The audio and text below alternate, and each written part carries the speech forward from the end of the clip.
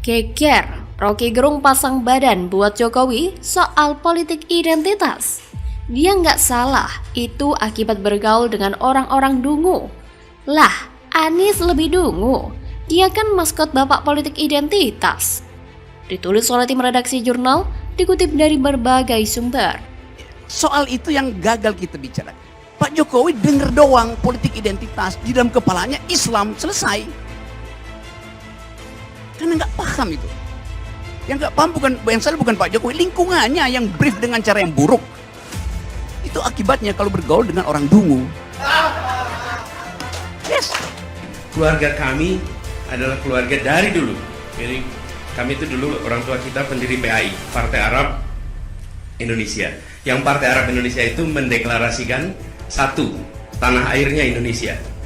Dan mengatakan tanah air Indonesia di tahun 34. Bapak-bapak ibu sekalian, orang Arab mengatakan tanah airnya Indonesia tahunnya 34. Apa sih? Coba kita pikir, apa sih yang terjadi itu? Nekat. Tahun 34 nekat. Kenapa? Apakah Indonesia sudah ada? Belum. Kalau orang Jawa mengatakan saya Indonesia, ternyata Indonesia tidak terjadi, dia tetap Jawa. Kita tidak bisa bersantai-santai dengan politik identitas, politisasi agama, politik sara. Jangan berikan ruang apapun kepada ini. Ini sangat berbahaya sekali. Ini bisa menjadi peluang pihak lain untuk memecah belah keutuhan negara kita, keutuhan kita sebagai sebuah bangsa. Ini orang Arab mengatakan saya Indonesia, barangnya belum ada. Kalau ternyata Indonesia tidak terjadi, mau ngaku Jawa nggak bisa, mau ngaku Arab dibilang ente sudah bilang Indonesia. Cari aja sana Indonesia di mana. Nah ada barangnya. Mereka itu menyatakan sumpah pada tanah air Indonesia sebelum Indonesianya ada. Tidak ada yang lain yang melakukan itu kecuali keturunan Arab di Indonesia. Politik kebohongan apa yang paling berbahaya untuk Indonesia saat ini? Politik identitas. Mengadu-adu emosi rakyat dengan identitas yang sangat standar mengenai perbedaan agama, perbedaan suku, etnik, dan sebagainya, itu menjadi sangat berbahaya bagi masa depan Indonesia. Negara ini dibangun dengan kultur yang berbeda, agama yang berbeda, itu adalah warisan para pendiri bangsa dan kondisi keniscayaan. Dan ini harus diselesaikan oleh anak muda ini. Saya 1001% setuju dengan Pak Miftahul.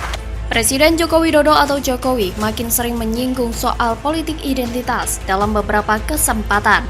Jokowi menggambarkan politik identitas sebagai hal yang sangat menakutkan.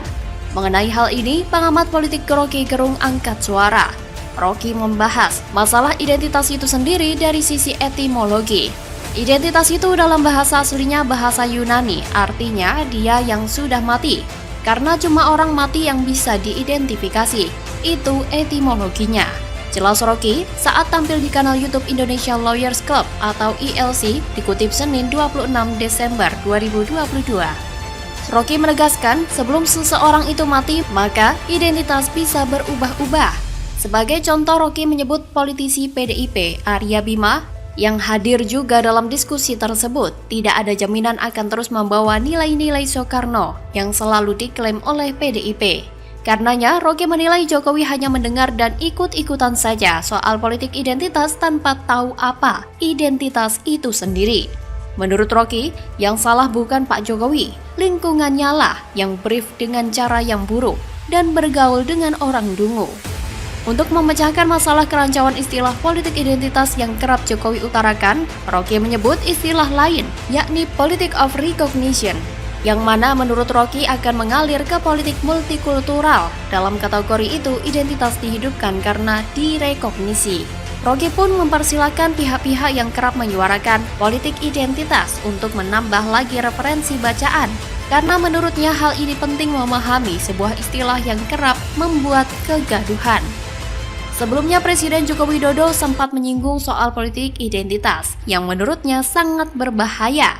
Sebab isu SARA di media sosial jelang pemilu atau masa kampanye kerap kali menjadi pemantik perpecahan.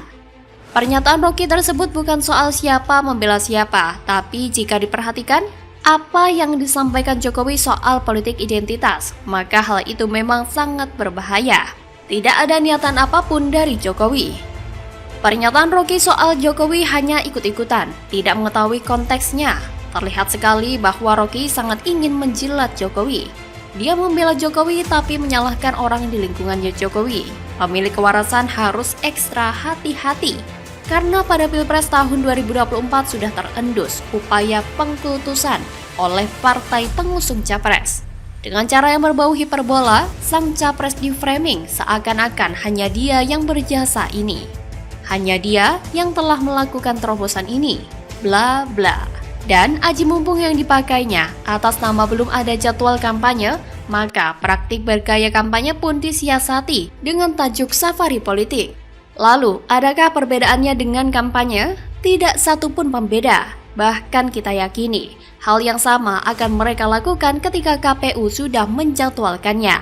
Dari awal jadi gubernur, Anies sudah dimainkan dengan menyebut kata pribumi dalam pidato pertamanya. Dia juga rajin ikut segala kegiatan 212 dan yang menyangkut Palestina. Dia menerima para imam Palestina yang menjadi imam sholat tarawih di berbagai masjid di Indonesia. Anies juga tetap memelihara kearabannya. Ingat ketika Anies menyebut tentang Partai Arab Indonesia yang pada tahun 1934 menyatakan tanah air Indonesia. Tapi itulah satu-satunya modal bagi Anies untuk bertahan sebagai sosok yang dipuja sebagai calon presiden masa datang, karena selain itu dia tidak punya modal lain. Kualitas dan kemampuannya sama sekali tidak ada buktinya. Modal Anies hanya memelihara politik identitas berdasarkan suku, ras, dan agama. Tapi Rocky Gerung malah mengindahkannya. Bagaimana kalau menurut Anda? Agim, apa kabar nih? Dry dam bendungan kering pertama di Indonesia sudah selesai dibangun. PC Heru, insya Allah banjir Jakarta tuntas. Ditulis oleh tim redaksi jurnal, dikutip dari berbagai sumber. Di banjir di Jakarta, Oh iya betul. tanggapannya seperti apa? Ya itu kan bagian dari program utama penanggulangan banjir yang kemarin sudah disampaikan Menteri PUPR waktu di Ciliwung.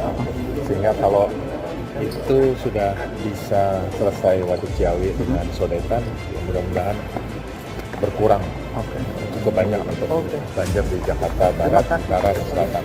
Heru Budi ya mungkin bisa jadi ditugaskan Pak Jokowi untuk membawa arah kembali ke program-program yang dikenal dengan slogan Jakarta Baru yang dulu itu.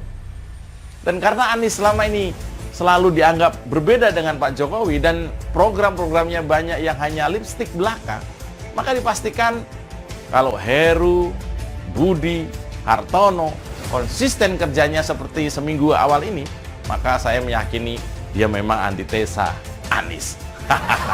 Bagian dari satu kesatuan waduk yang di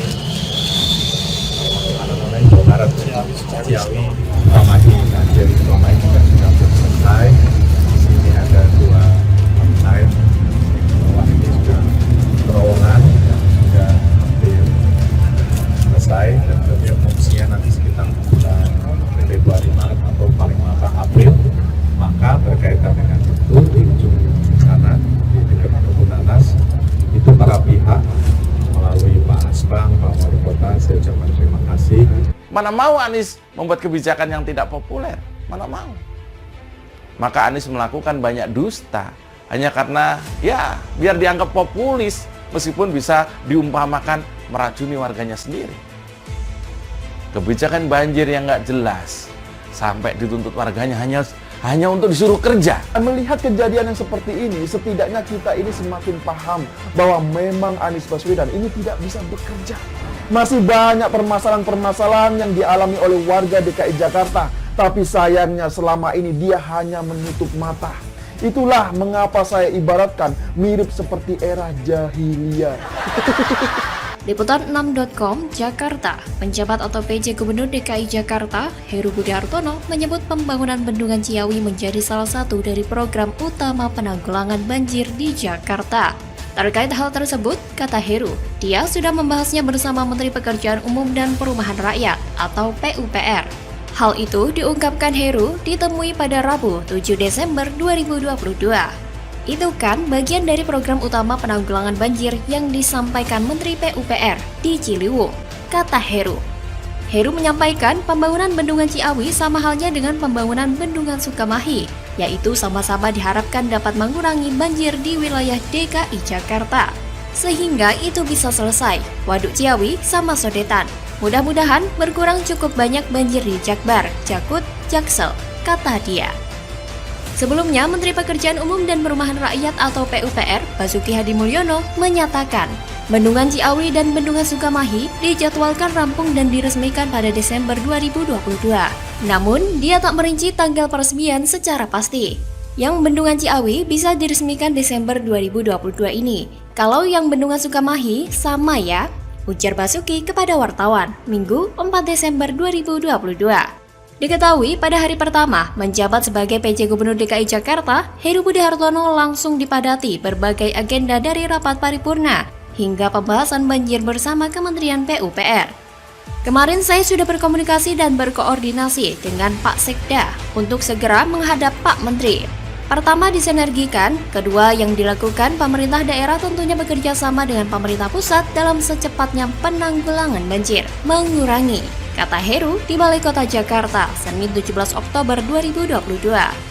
Heru menjelaskan bahwa penyebab banjir Jakarta ada 3, yakni rob, hujan deras, dan air kiriman dari Bogor. Dia menyebut perlu adanya tanggul raksasa atau National Capital Integrated Coastal Development atau NCICD. Selain itu, Heru menyatakan akan melakukan pengerukan waduk atau revitalisasi saluran-saluran ada dan pengurasan. Mengenai hal itu, dia berencana melakukan penguatan rumah pompa serta menaruh rumah pompa di tempat strategis dan tempat kemacetan akibat banjir di Jakarta. Kalau disebabkan kiriman, maka dari itu, saya akan segera ke Pak Menteri PUPR untuk bisa bersinergi. Contoh, Waduk Ciawi, Sukamahi, Sodetan, ucap dia.